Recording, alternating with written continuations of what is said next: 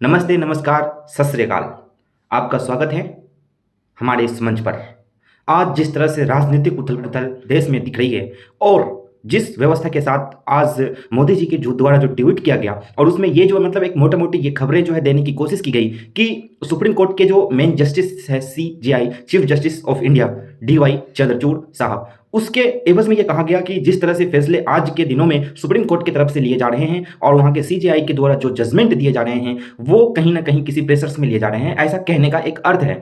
इसमें मतलब कांग्रेस की कल्चर्स को मतलब एक तरह से उसमें ऐड किया है और ये कहा गया है कि जिस तरह से सुप्रीम कोर्ट के ऊपर भी जो है प्रेशर बनाया जा रहा है और जिस तरह से केंद्र सरकार के महान वकील जी के द्वारा जो है एक चिट्ठी सुप्रीम कोर्ट के जज तक पहुंचाई गई कि इस तरह की जो व्यवस्थाएं आज बनी हुई है ये कहीं ना कहीं प्रेशराइज्ड को जो है क्रिएट करता है। इन सभी माहौल में जिस तरह से आज के दिनों में जो व्यवस्थाएं बनी हुई है, राजनीतिक उथल पुथल मचा हुआ है और लोगों के अंदर एक अलग ही खलबली मची हुई है कि सुप्रीम कोर्ट क्या करेगा। आज दुनिया कुछ भी हो, कहीं भी हो, किसी भी तरह का हो, उससे मतलब नहीं रखता। अभी जिस तरह से व्यवस्थाएं भारत के अंदर बनी हुई है उसमें कहीं ना कहीं भारत के अंदर जो विदेश के राजदूत है उसके ऊपर भी निगरानी रखी जा रही है और उससे भी जो है मतलब अभी के समय काल में जवाब मांगा गया। लेकिन इतने भर से आपको राजनीतिक उथल पुथल की जो है बातें जानकारी नहीं एकत्रित तो होने में कामयाब होंगे, यानी कि वो सारी जानकारी आप जान नहीं पाएंगे। तो इन सभी चीजों पे अगर पूर्ण रूप से जानने की, समझने की और फिर उस पर जो है विवेचना करने की आवश्यकता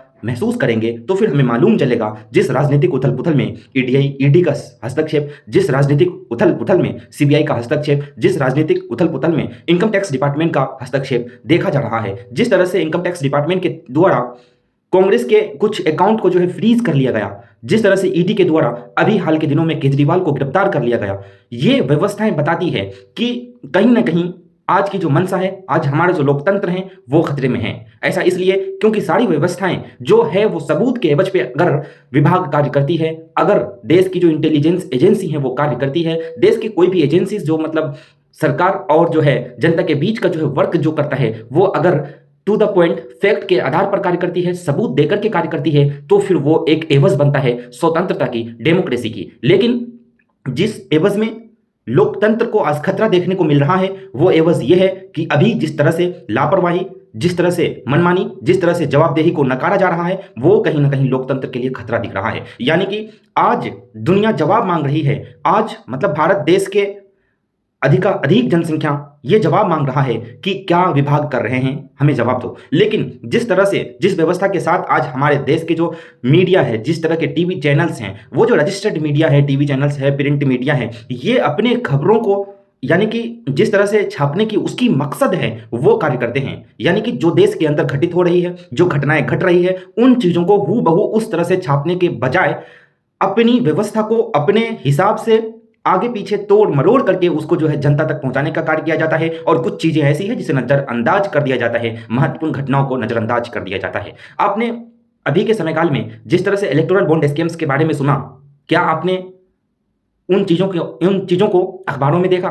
तो बहुत कुछ हद तक कुछ चीजें मिली, लेकिन जिस तरह से अभी एक्सपोज्ड हुआ कि किस पार्टी को कितने चंदे किसके द्वारा दिए गए, तो इन सभी चीजों को अखबार ने छापने का कार्य नहीं किया। मीडिया ने, डिजिटल मीडिया ने वीडियोस के थ्रू जो है मना करके लाइव जो इन सभी चीजों पे डिबेट नहीं किया। और कहा जाता है कि लोकतंत्र जिंदा है। किस एवज में लोकतंत्र जिंदा है समझिए, तर्क दीजिए, अपना स्वयं का विचार रखिए और फिर लोकतंत्र की क्या परिभाषा है उसको समझिए और फिर एवज बनाइए कि क्या सच में लोकतंत्र जिंदा है। अगर आप जवाब में पाते हैं कुछ त्रुटि तो फिर हमारा देश खतरा में है और इस खतरा से निपटाने की एक ही आवश्यकता है, व्यवस्था यह है कि जनताओं को जागरूक होने की आवश्यकता है, व्यवस्थाओं को जानने की आवश्यकताएं हैं, देश के अंदर क्या चल रहा है उसकी जवाबदेहिता जनताओं तक पहुंचने की आवश्यकता है। लेकिन जिस तरह से हमारे तक, जिस तरह से हम सबों तक जो है जानकारी को नहीं पहुंचाया जाता है, जिस तरह से डिजिटल मीडिया आज कार्य कर रही है, जिस तरह से आज रजिस्टर्ड जो मीडियाज हैं, जो ब्रॉडकास्टर्स हैं वो कार्य कर रहे हैं, उसमें बहुत से ऐसे हैं जो आपको खबर दिखाने के बजाय जो है खबर बना करके अपने हिसाब से कुछ कहते हैं। लेकिन कुछ ऐसी मीडियाज हैं जो खबरों को दिखाने का पूर्ण रूप से चेष्टा करते हैं, खबरों को दिखाने का पूर्ण रूप से संघर्ष करते हैं। और वैसे मीडियाज के ऊपर अभी कहीं ना कहीं दुनिया की जो व्यवस्थाएं हैं उन सभी चीजों में उसकी एक अलग पकड़ बनी हुई है, उसके व्यूअर्स अलग ही, मतलब एक व्यूज के रूप में जो उसके व्यूअर्स हैं वो अधिक जो है उससे जुड़े हुए हैं। लेकिन जिस तरह से डिजिटल मीडिया की जो बढ़त बढ़ रही है और इसमें जिस व्यवस्था के साथ आज देखने को जो ये मिल रहा है कि हमारे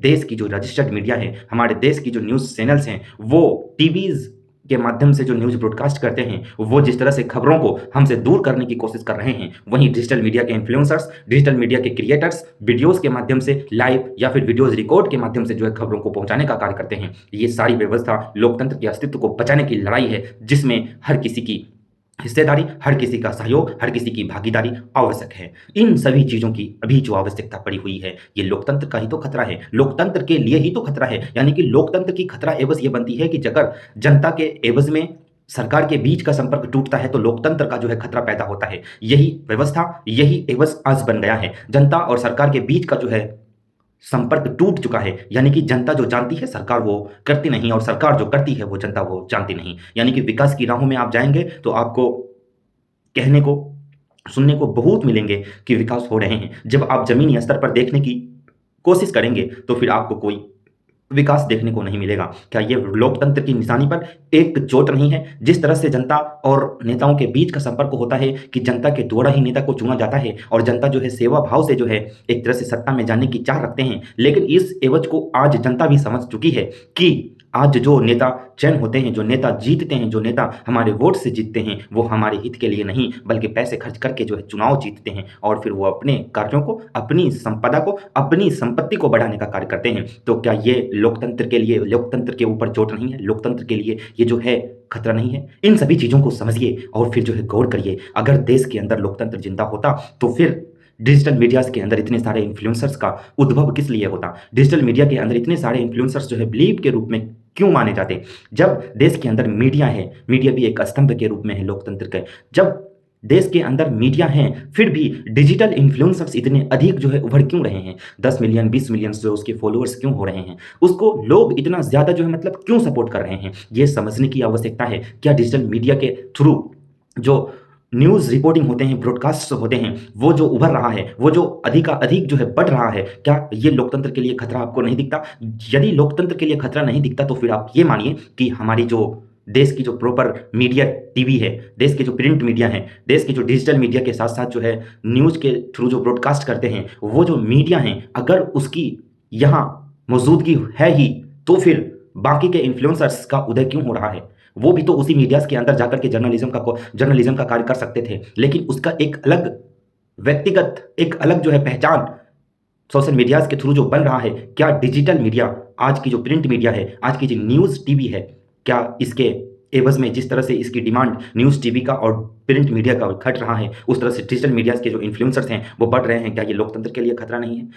और एक बात, जिस तरह से इन्फ्लुएंसर्स की जो है संख्या बढ़ रही है, उसके ऊपर जो है टॉर्चर्स भी किए जा रहे हैं। क्या ये चीज़ जो सच्चाई दिखाने की राह में, जो सच्चाई दिखाने के लिए संघर्ष कर रहे हैं, ऐसे लोगों पर जिस तरह से अभी जांच कराए जाते हैं, जिस तरह से इसके ऊपर रिस्ट्रिक्शंस लाए जाते हैं, मतलब आपको मालूम होगा कि डिजिटल मीडिया के जो है मतलब जो भी न्यूज़ रिपोर्टिंग से थ्रू कार्य करते हैं या फिर अलग-अलग टाइप्स के कार्य करते हैं, उसके लिए भी जो है एक तरह से अभी के समय काल में कुछ बिल्स लाए गए कम्युनिकेशन से रिलेटेड, जो उसके ऊपर भी हस्तक्षेप करने का कार्य करेगा। वो अभी ग्राउंड लेवल पर जो है पूर्ण रूप से लागू नहीं हुआ है, लेकिन उसे लागू होने की जो है पूर्ण संभावना है। ये भी कहीं न कहीं लोकतंत्र के लिए खतरा है। और जिस तरह से आज जनता का शोषण हो रहा है, जिस तरह से जनता को बताया जाता है कि हमारे देश की जो है गरीबी का जो स्तर है वो घट रहा है। क्या जब देश आज़ाद हुआ उस समय काल में गरीबी नहीं थी?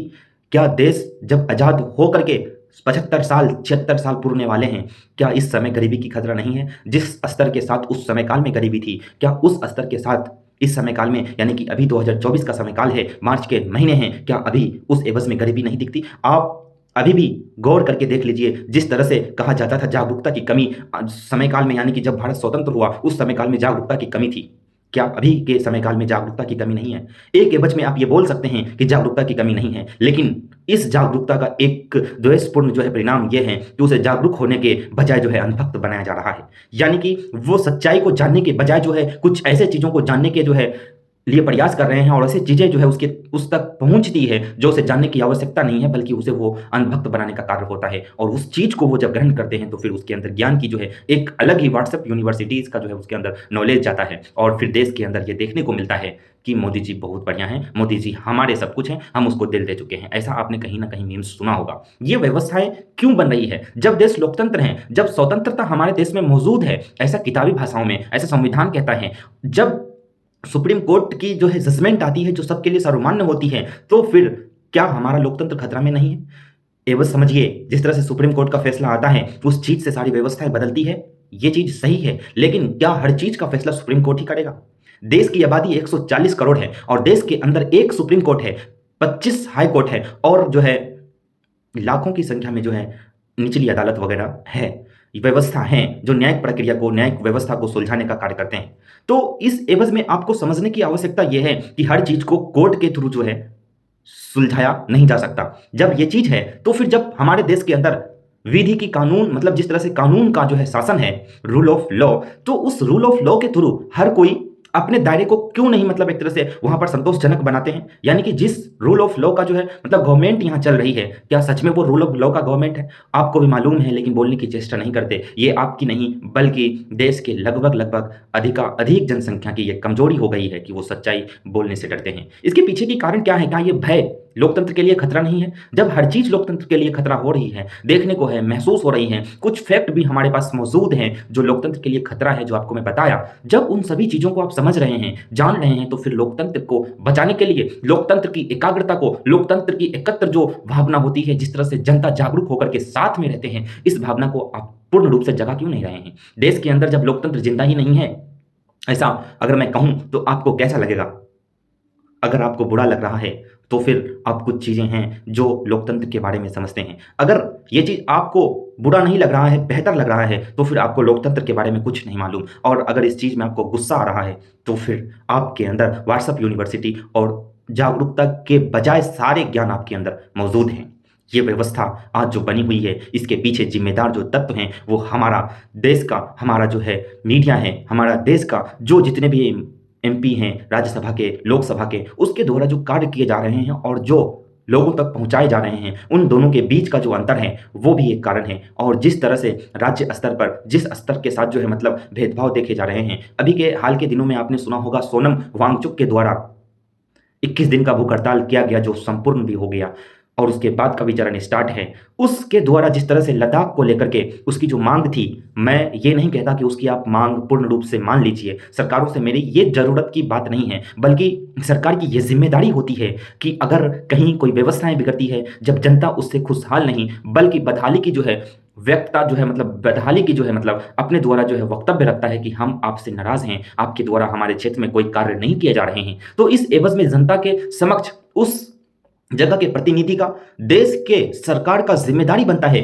कि उसका खबर तक लें। लेकिन जिस व्यवस्था के साथ सोनम वांगचुक को हमारे जो प्रिंट मीडिया है, हमारे जो टीवी चैनल हैं, हमारे जो ब्रॉडकास्टर्स हैं जो रजिस्टर्ड है सरकारी, और जो निजी कंपनीज के जो जर्नलिस्ट हैं और जो मतलब एक तरह से न्यूज के एजेंसी में कार्य करते हैं, उसके द्वारा कोई भी ऐसा रिपोर्ट नहीं किया गया कि ये चीज़ उसके हक में होनी चाहिए। क्या सच में वो अच्छे चीज़ के लिए 21 दिन का भूख हड़ताल कर रहे हैं? और एक भी नेता जो होते हैं उन्होंने वहां तक जाने का प्रयास नहीं किया। जो केंद्र सरकार की मौजूदा हालात हैं उसमें से एक भी वहां जाकर खबर लेने की भी चेष्टा नहीं की। खबर लेने की भी एक गुजारिश जो होती है, एक जो गुंजाइश होती है, चलो कम से कम खबर लेते हैं, उससे पूछते हैं क्या आप ऐसे ही चाहिएगा या फिर इसमें कुछ और भी चीज़ है, कुछ और बताइए, अगर मैं ये चीज़ पूरा न कर सकूँ कुछ और बताइए कहीं, वो मैं पूरा कर दूँ। कुछ व्यवस्थाएं देखी नहीं गई। क्या ये चीज़ लोकतंत्र के लिए खतरा नहीं है? जिस तरह से आपने मणिपुर के अंदर सुना होगा कि मणिपुर चल रहा है, लेकिन हमारी जो मीडिया है, हमारे जो प्रिंट मीडिया है, डिजिटल मीडिया है, टीवी चैनल्स हैं, जिस तरह से गोदी मीडिया के कार्य किए जा रहे हैं, उन गोदी मीडियाओं के द्वारा उसके ऊपर ज़्यादा कुछ नहीं बोला गया।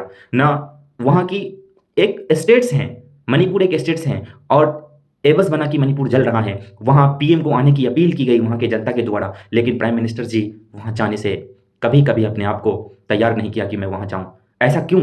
लोकतंत्र के लिए क्या ये खतरा नहीं है? इन सभी चीज़ों को आप भी समझिए मेरे भाइयों, आप इन सभी चीज़ों को इस एवज में समझिए कि पूर्ण रूप से किसी एक का बात मत मानिए, जागरूक बनिए और अपने हिसाब से फैसले लीजिए। आपके हित के लिए अगर कोई कार्य कर रहा है तो फिर वो आपके हितैषी हैं। आपके एवज में आकर के कोई आपके ऊपर 100 रुपये, 1000 रुपये, 10,000 रुपये सिर्फ एक समय काल में आकर के आपके ऊपर इन्वेस्ट कर देता है और बाकी के 5 साल गायब रहते हैं, तो ऐसे लोगों से बचिए। ऐसे लोगों से बचकर ही आप अपने समाज का उदय कर सकते हैं, समाज को जो है मतलब विकास की राह में लेकर के जा सकते हैं। आज जिस व्यवस्था के साथ हमारी जो देश की परिस्थिति बनी हुई है उसमें लोकतंत्र को खतरा ही सबसे अधिक है, और लोकतंत्र को अगर पूर्ण रूप से खतरा हो जाएगा तो फिर आपको कोई बताने वाला भी नहीं मिलेगा कि देश के अंदर क्या हो रहा है। देश के अंदर जो भी हो रहा है बढ़िया हो रहा है, इससे किसी को मतलब होगा भी तो वो कहीं बोलने की चेष्टा नहीं करेगा, कहीं बोलने की जो अपनी तरफ से ये गुंजाइश उसकी नहीं होगी कि मैं ये चीज़ बोलूँ, क्योंकि लोकतंत्र अगर समाप्त हो जाती है तो फिर जनता के पास एक भी अधिकार नहीं होता। एक राजशाही चलने लगती है, तानाशाही चलने लगती है, और जो राजशाही से, जो तानाशाही से ऑर्डर्स आते हैं, उसे प्रजा को मानने के लिए बाध्य होना पड़ता है। चाहे वो ऑर्डर आपके हित में हो या आपके हित में ना हो, फ़र्क नहीं पड़ता। एवज़ ऐसा मत बनाइए कि लोकतंत्र खतरा में आ जाए। इसलिए आप लोग जागरूक बनिए। 2024 में जो लोकसभा के चुनाव है, उसमें अपनी परिस्थिति और अपनी उपस्थिति को जो है इस एवज़ में कायम करिए, इस एवज़ में जो है दर्ज कराइए कि लोकतंत्र हाँ जिंदा है। तुमने लोकतंत्र को खतरा देना चाहा, लोकतंत्र को नुकसान पहुंचाना चाहा, लेकिन आज जनता जग चुकी है। इस एवज़ में आप जो है अपना स्वयं का संकल्प बनाइए कि जनता जग चुकी है, अब तुम्हारा हिसाब होगा। और 2024 के लोकसभा के चुनाव में हिसाब करिए, हिसाब किताब के साथ उसकी जो भी पहले की व्यवस्थाएँ हैं, जिस व्यवस्था के साथ वो समाज को लूटा है, समाज को लूट-खसोट करके बराबर कर दिया है, उसमें पूर्णतया परिवर्तन लाने में अपना जो है योगदान समाज को दीजिए। अगर आप ऐसा नहीं करते हैं, तो 2-4 साल के अंदर, इस चुनाव के बाद ही आपको मालूम चल जाएगा कि समाज के अंदर खड़ा होकर बोलने का कितना बड़ा सज़ा होता है। समाज के अंदर किसी को जागरूक करने का कितना बड़ा सज़ा होता है। समाज के अंदर किसी चीज़ को एक्सप्रेस करने का, किसी चीज़ को व्यक्त करने का, वो चीज़ सही है, वो चीज़ गलत है, कितना बड़ा सज़ा होता है, आपको स्वयं मालूम चल जाएगा। इसलिए मैं उम्मीद करता हूँ कि आप समझ ही गए होंगे मेरे वीडियोज़ बनाने के उद्देश्य। और मैं आपको एक बात और कहना चाहता हूँ, अगर आप यहाँ तक पहुँच गए हैं, तो आप हमारे लिए बहुत ख़ास आदमी हैं। आप हमारे लिए बहुत ख़ास आदमी हैं, और आपको मैं ये भी कहना चाहता हूँ कि एक कमेंट में बताएँ ज़रूर कि किस टॉपिक्स पर, किस एवज़ में वीडियोज़ बनाऊँ, यानी कि कौन-सा मुद्दा अगले वीडियोज़ में लाऊँ। आप ज़रूर बताएँ। धन्यवाद।